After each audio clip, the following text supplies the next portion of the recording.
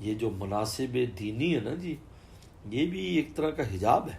مناسب مناسب دینی کے فوراً منصب ہو، کوئی وہ ہو، پیچھے میرے مدرسہ ہو کوئی بڑا سارا، میرے پیچھے فلاں چیز ہو، میرے پیچھے فلاں چیز ہو.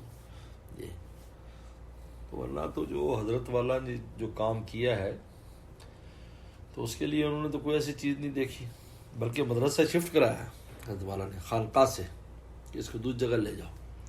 کیونکہ جو طالب علم ہوتے ہیں ان کا ایک خاص مزاج ہوتا ہے، اس میں پڑھانے والے معلمین کا بھی ایک مزاج ہوتا ہے، اور بس اوقات اس اللہ اللہ والے مزاج سے میل نہیں کھاتا، اس لیے اس کو الگ کرنا پڑتا ہے.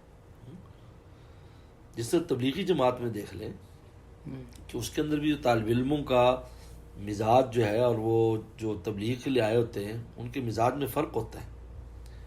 اس لیے جو ادارے ایسے مراکز میں تھے بس اوقات ان کی وجہ سے پریشانیاں ہوئیں، کیونکہ طالب علموں کا ایک اپنا مزاج ہے.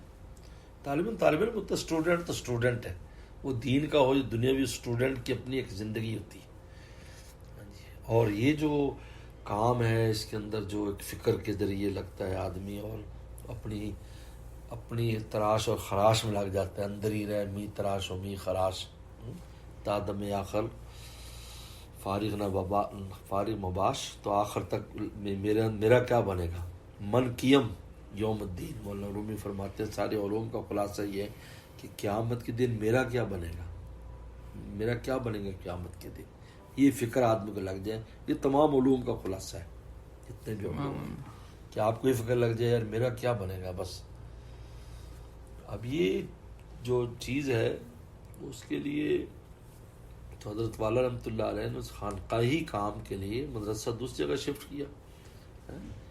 اور حضرت نے اپنی زندگی میں تو کوئی اپنی جب تک تھے وہ بعد میں حضرت مولانا محمد صفدان برکاتہم نے پھر ادارے کا وہ قیام فرمایا اور جو بھی حضرت والا نے دعائیں بھی کی. اور لیکن جو حضرت نے جس طرح جو کام کیا ہے حضرت نے اس میں سے کسی چیز کو نہیں لیا، اور وہ جو کام محبت الہی کا تھا اس کو جس چینل سے پھیلنا تھا وہ خانقاہ کا چینل ہے، اسی کو اشاعت کی.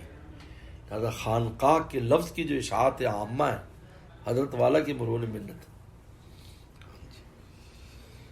میں تو کہتا ہوں جگہ تو مجدد غزِ بصر کا بزرگوں نے کہا کہ غزِ بصر کے مجدد تھے، میں کہتا ہوں اس کے بھی مجدد تھے کہ خانقاہ کو عام فرمایا، جو ایک چھپی اور دبی چیز تھی اس کو عام کیا.